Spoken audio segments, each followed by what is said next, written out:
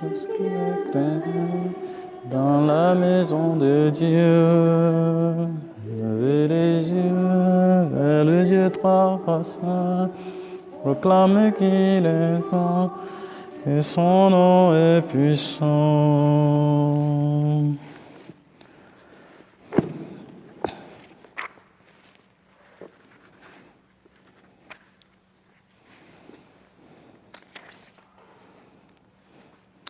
Nous sommes rassemblés au nom du Père et du Fils et du Saint-Esprit. La grâce de Jésus, notre Seigneur, l'amour de Dieu le Père et la communion de l'Esprit Saint soient toujours avec vous. Frères et sœurs, l'Église fait mémoire en ce jour de Sainte Scolastique, vierge.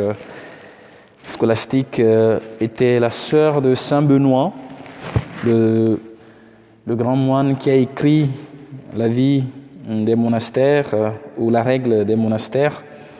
Et elle mena la vie consacrée au pied du mont Cassin, où Benoît avait fondé son célèbre monastère. Et elle précéda de peu son frère dans la mort, puisqu'elle est morte avant lui. Et c'est pourquoi les moniales bénédictines honorent Scolastique comme leur mère spirituelle. Donc en faisant mémoire de Sainte Scolastique, nous pensons à prier pour les moniales que nous connaissons. Préparons-nous à vivre cette célébration en nous tournant vers le Seigneur pour implorer sa miséricorde et son pardon.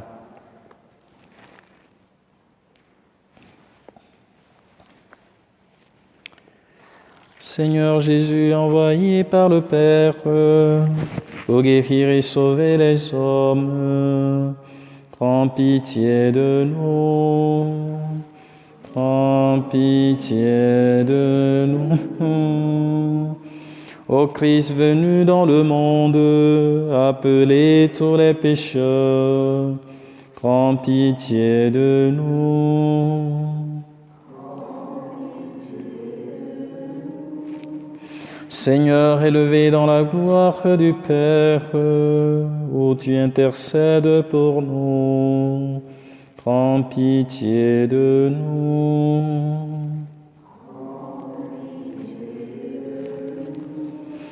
Que Dieu Tout-Puissant nous fasse miséricorde, qu'il nous pardonne nos péchés et nous conduise à la vie éternelle. Au cours de cette Eucharistie, nous prions pour Marie-France qui rend grâce à Dieu en ce jour pour son anniversaire de naissance. Aussi pour Adéline qui rend grâce à Dieu pour son anniversaire de naissance. Et nous portons nos intentions particulières, celles qui portent le prénom de Scolastique également. Prions le Seigneur et nous rendons grâce pour l'opération de notre Père curé qui s'est bien passée hier. En célébrant la mémoire de Sainte Scolastique, Seigneur, nous te prions, fais que nous sachions, nous aussi, te servir avec une charité sans défaut et goûter la douceur de ton amour par Jésus, le Christ, notre Seigneur. Amen.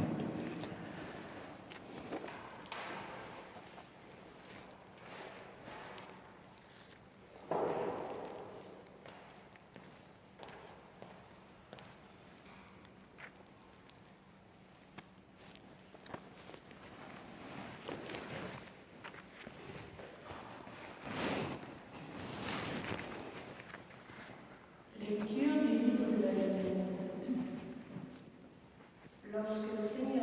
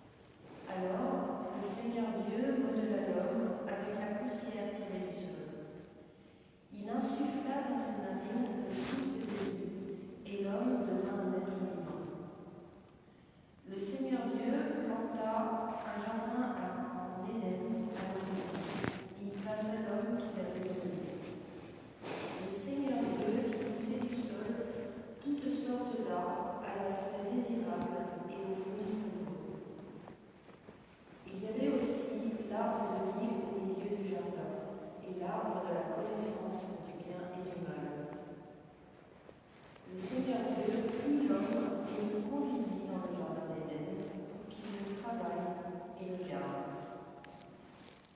Le Seigneur Dieu donna à l'homme cet ordre: tu peux manger les fruits de tous les arbres du jardin, mais l'arbre de la connaissance du bien et du mal, tu n'en mangeras pas, car le jour où tu en mangeras, tu mourras. Parole du Seigneur. Nous rendons grâce à Dieu.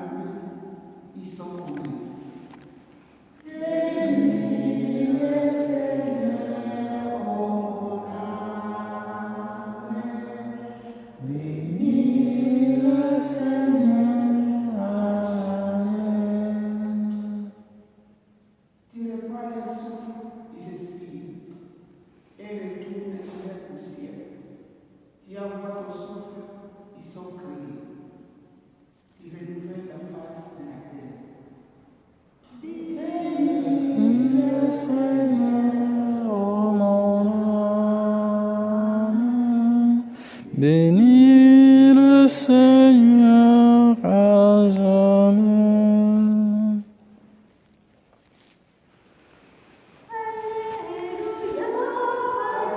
Alléluia, Alléluia,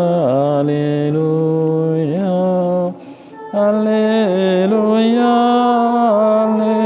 Alléluia, Alléluia, Alléluia. Ta parole, Seigneur, est vérité. Dans cette vérité, sanctifie-nous. Alléluia, Alléluia, Alléluia, Alléluia, Alléluia, Alléluia, Alléluia.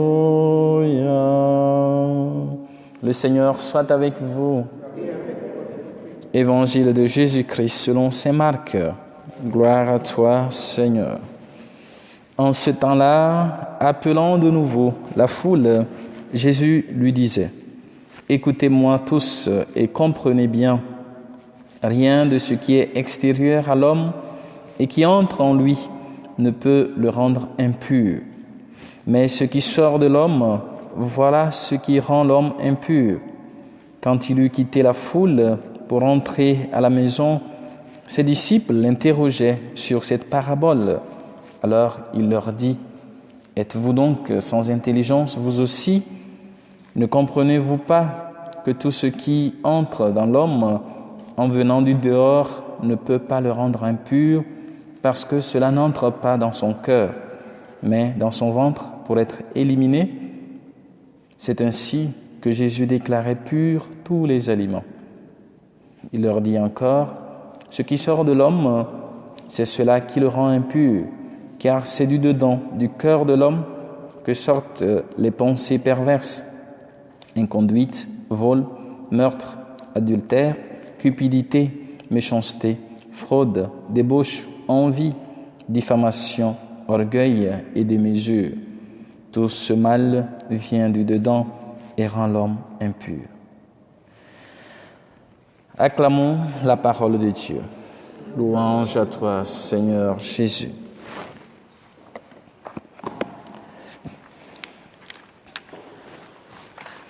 Bien, chers frères et sœurs, nous continuons notre méditation avec le livre de la Genèse que nous avons commencé par lire au début de cette semaine. Et aujourd'hui, c'est le chapitre 2 qui nous est donné, le deuxième récit, de la création, qui nous donne d'autres détails par rapport à la création. Lorsque le Seigneur Dieu fit la terre et le ciel, aucun buisson n'était encore sur la terre, aucune herbe n'avait poussé, pour rappeler que tout était vide, il n'y avait rien, et que Dieu a créé le ciel et la terre, il a tout créé, tout ce qui est comme créature. Et ensuite, l'auteur sacré nous fait voir ce que Dieu a fait. Il fait pleuvoir, il fait irriguer, bien sûr, la terre, et il n'y avait pas d'homme aussi pour travailler le sol. Donc il nous décrit en quelque sorte le but pour lequel l'homme est créé. L'homme est créé pour prendre soin, bien sûr, de la création. Voilà pourquoi le premier récit que nous avons lu hier nous faisait voir que l'homme était créé à la fin, au 6e jour, avec les animaux de la terre. L'homme et la femme sont créés à l'image et à la ressemblance de Dieu. Et ici, l'auteur nous fait comprendre davantage une autre façon de raconter la création et puis la création de l'homme, que Dieu, le Seigneur, Dieu modela l'homme avec la poussière tirée du sol, pour rappeler le fait que nous sommes sortis de la poussière.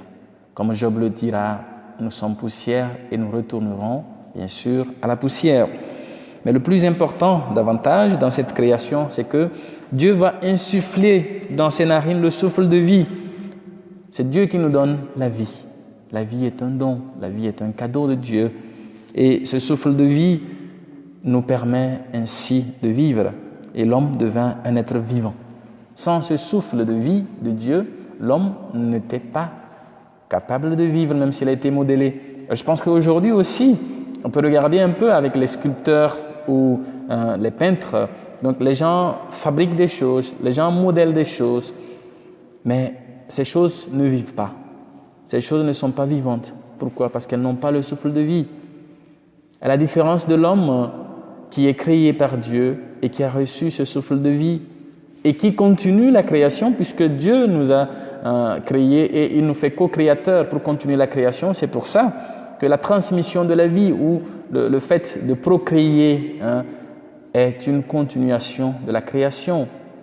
Quand l'homme et la femme s'unissent pour donner de nouvelles vies, c'est Dieu qui continue par créer. Voilà pourquoi nous continuons par croire, bien sûr, dans cette perspective de la foi, que la vie que nous avons reçue de nos parents n'est pas directement de nos parents, mais de Dieu. C'est Dieu qui nous donne vie à travers nos parents, qui nous donne naissance.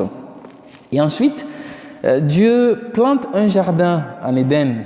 Il faut vous rappeler que ces chapitres sont en fait des mythes, des récits mythiques pour nous faire passer le message d'une réalité, comment tout est créé, comment nous sommes venus en ce monde et qu'est-ce qui s'est passé. Donc le jardin d'Éden n'a jamais existé, c'est un mythe pour faire passer ce message comme quoi Dieu a préparé une place pour l'homme.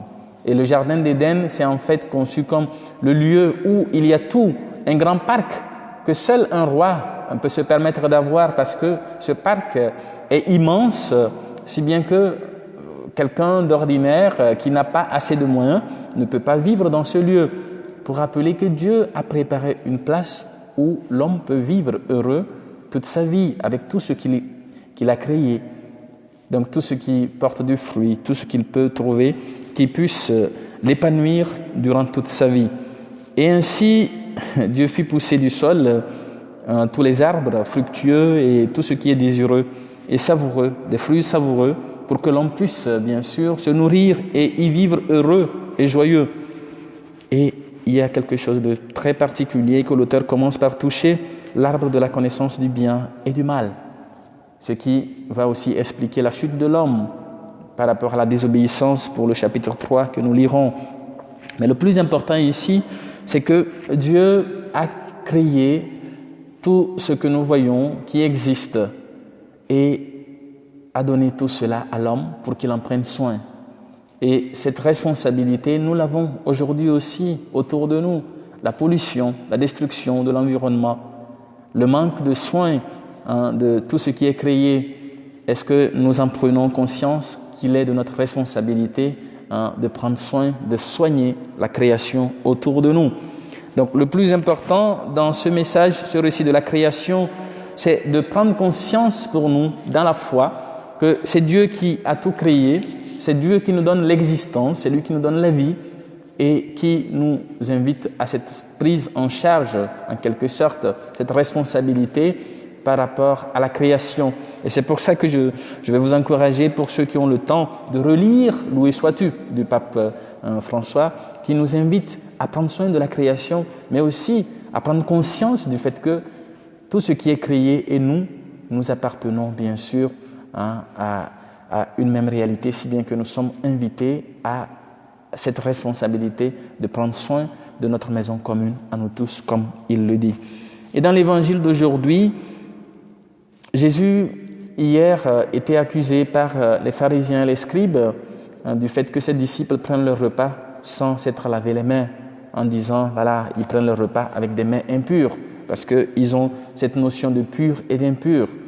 Et aujourd'hui, Jésus continue par enseigner pour clarifier qu'est-ce qui nous rend pur, qu'est-ce qui ne nous rend pas pur également. Et Jésus est très clair ici, il dit, ce qui rentre dans la bouche, ce n'est pas ce que nous mangeons, ce n'est pas ce que nous consommons qui nous rend impurs, mais plutôt, ce sont nos actions, ce sont nos choix qui nous rendent impurs. Et une invitation à une prise de conscience et un examen de conscience personnel pour chacun de nous. Qu'est-ce qui me rend impur?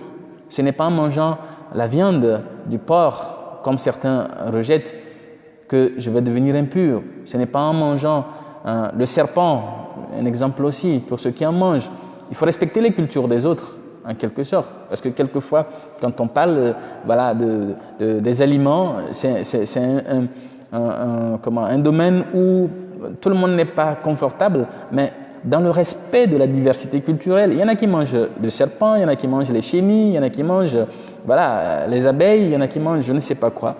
Mais c'est le respect de la diversité et de la culture des autres, puisque Dieu a créé tout cela et il nous en a donné. Et certains ont trouvé bien de manger ceci ou cela. Mais est-ce que c'est ça qui nous rend impurs? Non. Cette notion d'impureté dans le judaïsme vient de très loin, dans l'Ancien Testament. Remontez peut-être au livre du Lévitique, chapitre 11, qui fait une liste des animaux qui sont purs et impurs, ceux qu'il faut manger, ceux qu'il ne faut pas manger. Et il faut aussi remonter dans le contexte dans lequel c'était dit. Moi, je prends l'exemple du porc, par exemple, parce que Israël, c'est un pays chaud, un pays désertique.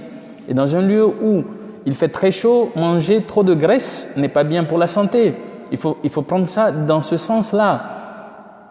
Donc, il ne faut pas aller trop loin pour se dire, bien, le porc, c'est un animal impur. Jésus nous dit que tout ce que nous mangeons ne nous rend pas impurs. Et je pense qu'il dit quelque chose de normal. Nous savons que quand on mange, tout ce qu'on mange doit être, bien sûr, rejeté après par les sels et autres. Donc, c'est quelque chose de normal qu'eux, ils n'avaient pas compris. Et là, Jésus dit, regardez, ouvrez bien les yeux pour pouvoir devenir impur. Ce que Jésus cite ici, il parle d'inconduite, il parle de perversité, il parle de vol, de meurtre, d'adultère, de cupidité, de méchanceté, de fraude et de diffamation. Ce ne sont pas les aliments que nous mangeons qui nous disent de dire des bêtises, qui nous disent de dire des gros mots, qui nous disent de faire ceci ou cela. Donc pour nous dire qu'avant d'agir ou avant de faire quelque chose, nous l'avons pensé déjà. Voilà pourquoi ça devient péché. Parce que nous savons que si je sors ce mot, je vais blesser l'autre. Et en sachant que je vais blesser l'autre, je prends avec toute ma responsabilité ou avec toute ma volonté de le dire quand même. le quand même, il faut que je l'enlève d'ailleurs. Donc je le dis, donc consciemment, j'ai choisi avec toute ma liberté de blesser l'autre par ce mot que je vais sortir. Et là, c'est ce qui me rend impur, parce que je me mets dans un état de péché. J'offense non seulement celui à qui j'adresse ce mot, mais j'offense aussi Dieu, dont il est l'image et la ressemblance. Donc Jésus nous invite, frères et sœurs, à un examen personnel de conscience pour pouvoir faire un choix aussi et à ne pas juger trop rapidement les autres, parce que je repars un peu sur ceux qui disaient que voilà, ces disciples mangent sans s'être lavé les mains. Est-ce qu'ils les ont vus avant la prise de repas? Est-ce qu'ils ont su s'ils ont lavé les mains ou pas? Ils se sont lavés les mains ou pas? Donc nous aussi, peut-être quelquefois, nous pressons de juger, de dire des choses sans avoir vu bien avant de se prononcer. Demandons la grâce de l'Esprit Saint et par l'intercession de la bienheureuse Vierge Marie, en ce 8e jour de la neuvaine à Notre-Dame de Lourdes, qu'elle intercède pour nous comme elle qui a su dire oui à Dieu et qui a su répondre fidèlement à ce oui, je suis la servante du Seigneur, que nous aussi, nous soyons attentifs à la parole du Seigneur afin d'ouvrir notre cœur, bien sûr, à la réalité de la création et à la réalité de cette parole qui nous invite à nous convertir chaque jour. Amen.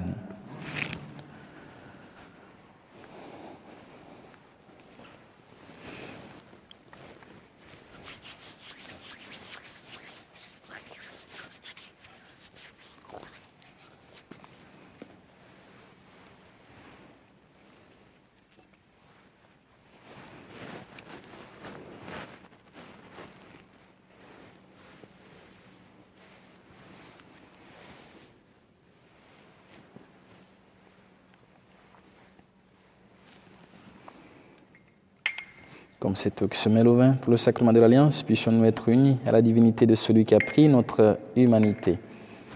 Tu es béni, Dieu de l'univers, toi qui nous donnes ce pain, fruit de la terre et du travail des hommes.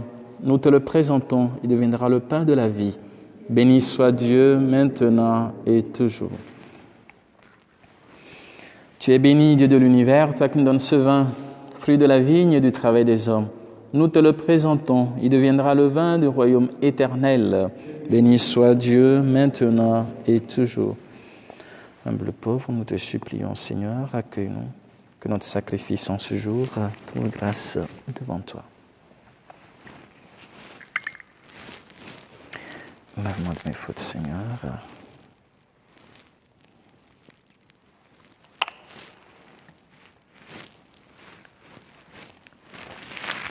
Mon sang se purifie.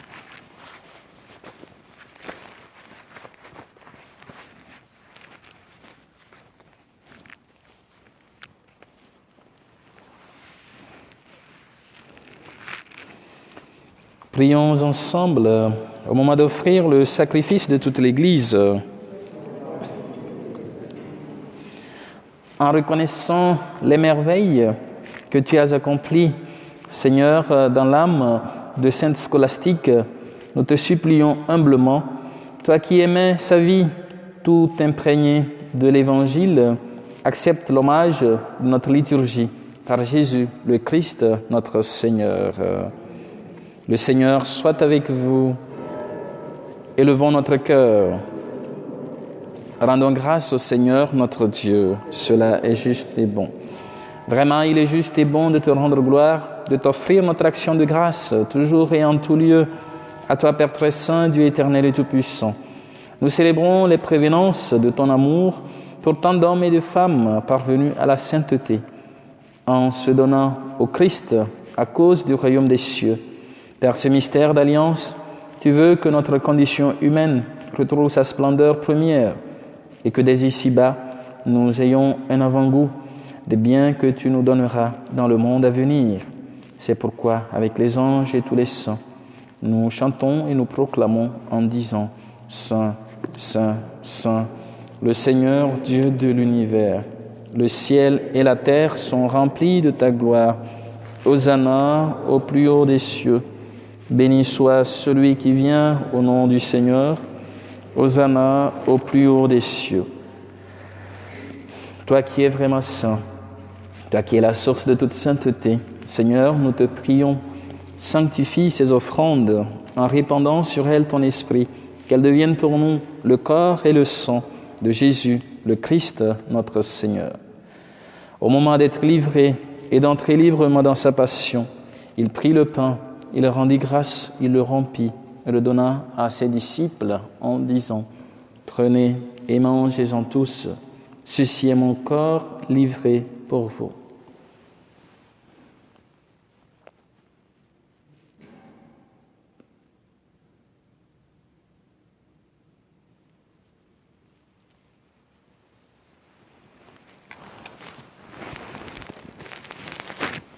De même, à la fin du repas, il prit la coupe.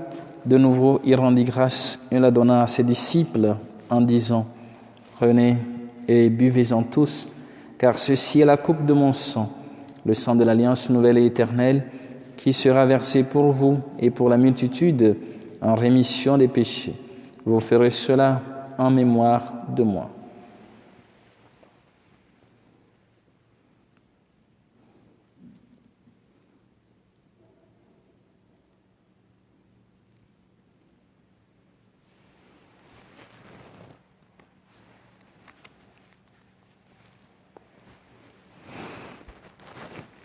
Il est grand le mystère de la foi. Nous proclamons ta mort, Seigneur Jésus. Nous célébrons ta résurrection. Nous attendons ta venue dans la gloire. Faisant ici mémoire de la mort et de la résurrection de ton Fils, nous t'offrons, Seigneur, le pain de la vie et la coupe du salut, et nous te rendons grâce, car tu nous as choisis pour servir en ta présence. Humblement, nous te demandons qu'en ayant part au corps et au sang du Christ, nous soyons rassemblés par l'Esprit Saint en un seul corps. Souviens-toi, Seigneur, de ton Église répandue à travers le monde. Fais-la grandir dans ta charité avec le pape François, notre évêque Pascal et tous ceux qui ont la charge de ton peuple. Souviens-toi aussi de nos frères et sœurs qui sont endormis dans l'espérance de la résurrection, de tous les hommes et toutes les femmes qui ont quitté cette vie. Nous pensons particulièrement à tous les défunts de par le monde, à tous les défunts de nos familles respectives, à Sylviane, la cousine de Marie-France. Reçois-les dans ta lumière auprès de toi. Sur nous tous enfin, sur ceux pour qui nous offrons cette Eucharistie, pour Marie-France et Adéline qui te rendent grâce en ce jour de leur anniversaire, pour ceux et celles qui célèbrent un événement ou un anniversaire en ce jour, pour celles qui portent le prénom de Scolastique, pour ceux et celles qui se recommandent à nos prières, pour les malades, les familles endeuillées, les personnes âgées, ceux et celles qui traversent des moments difficiles, nous implorons ta bonté. Permets qu'avec la Vierge Marie, la bienheureuse Mère de Dieu, avec Saint Joseph son époux, avec les apôtres, Saint Sulpice, Sainte Scolastique et les saints de tous les temps qui ont vécu dans ton amitié, nous ayons part à la vie éternelle, que nous chantions ta louange par Jésus-Christ, ton Fils bien-aimé. Par lui, avec lui et en lui, à toi Dieu le Père Tout-Puissant, dans l'unité du Saint-Esprit, tout honneur et toute gloire pour les siècles des siècles. Amen. Unis dans le même esprit et avec confiance, nous osons dire : Notre Père, qui es aux cieux, que ton nom soit sanctifié, que ton règne vienne, que ta volonté soit faite sur la terre comme au ciel. Donne-nous aujourd'hui notre pain de ce jour. Pardonne-nous nos offenses, comme nous pardonnons aussi à ceux qui nous ont offensés. Et ne nous laisse pas entrer en tentation, mais délivre-nous du mal. Délivre-nous de tout mal, Seigneur, et donne la paix à notre temps. Par ta miséricorde, libère-nous du péché. Rassure-nous devant les épreuves en cette vie où nous espérons le bonheur que tu promets et l'avènement de Jésus-Christ, notre Sauveur.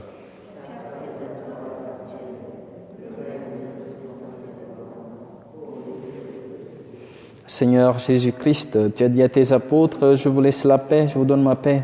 Ne regarde pas nos péchés, mais la foi de ton Église, pour que ta volonté s'accomplisse, donne-lui toujours cette paix et conduis-la vers l'unité parfaite, toi qui règnes pour les siècles des siècles. Que la paix du Seigneur soit toujours avec vous. Frères et sœurs, nous pouvons regarder notre voisin, notre voisine, pour se donner cette paix que le Christ nous accorde. La paix du Christ.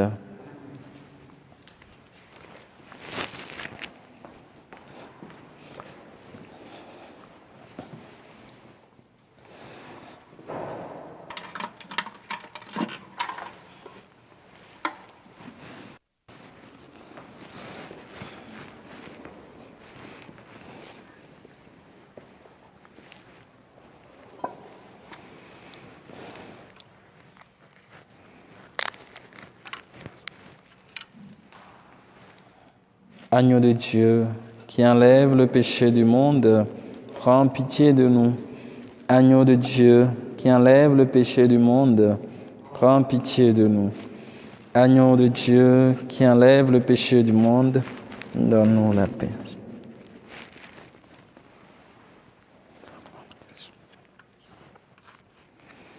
Heureux les invités au repas du Seigneur. Voici l'agneau de Dieu qui enlève le péché du monde. Seigneur, je ne suis pas digne de te recevoir, mais dis seulement une parole et je serai guéri. Le corps, le sang de Christ me garde à la vie éternelle.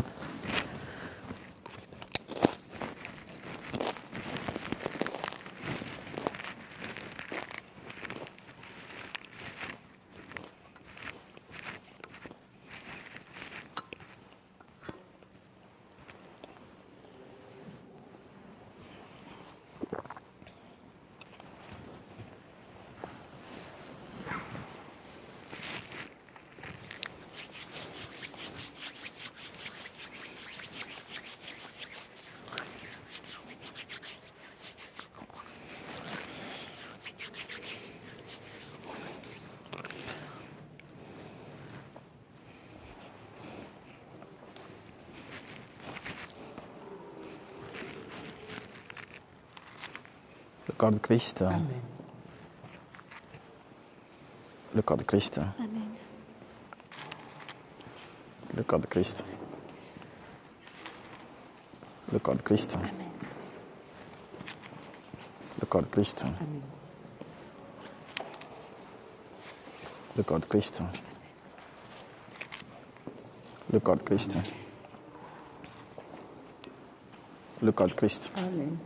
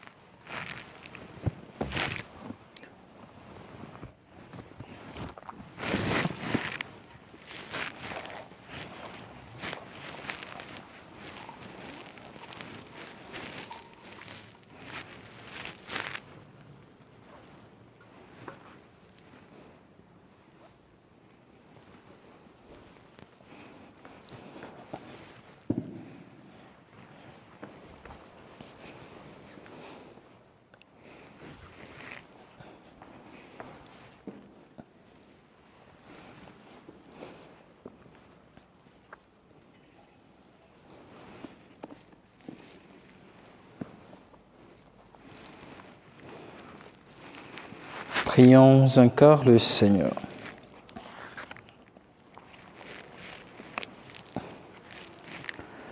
Par cette nourriture que tu nous as donnée, Seigneur, nous avons renouvelé nos forces et nous te supplions encore, afin qu'à l'exemple de Sainte Scolastique, portant dans notre corps la passion de Jésus, nous cherchions à ne vivre que pour toi, par Jésus, le Christ, notre Seigneur.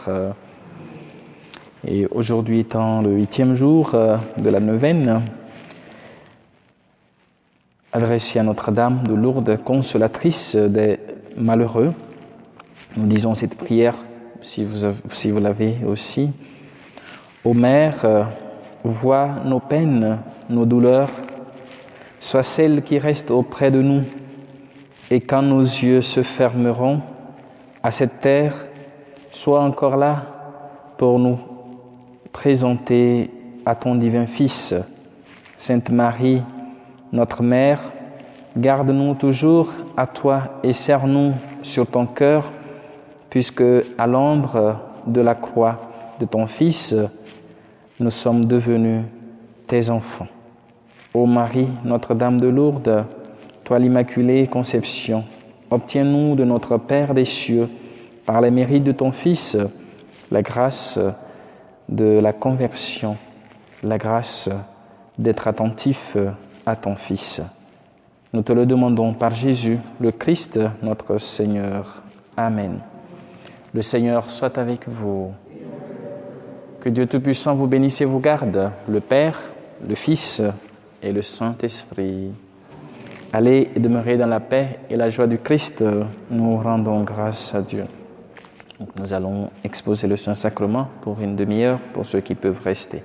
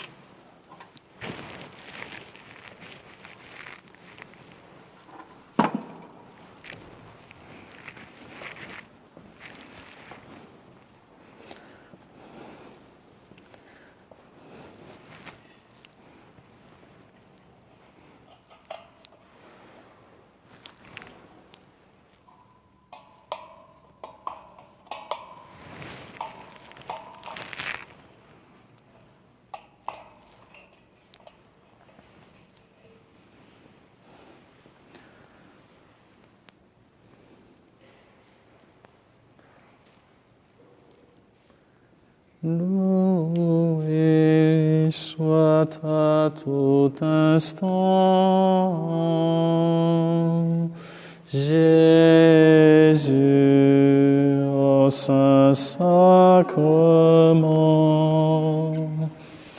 Loué soit à tout instant Jésus au Saint-Sacrement. Ô divine Eucharistie, ô trésor mystérieux, sous les voiles de l'hostie est caché le roi des cieux. Loué soit à tout instant Jésus au Saint-Sacrement. Loué soit à tout instant Jésus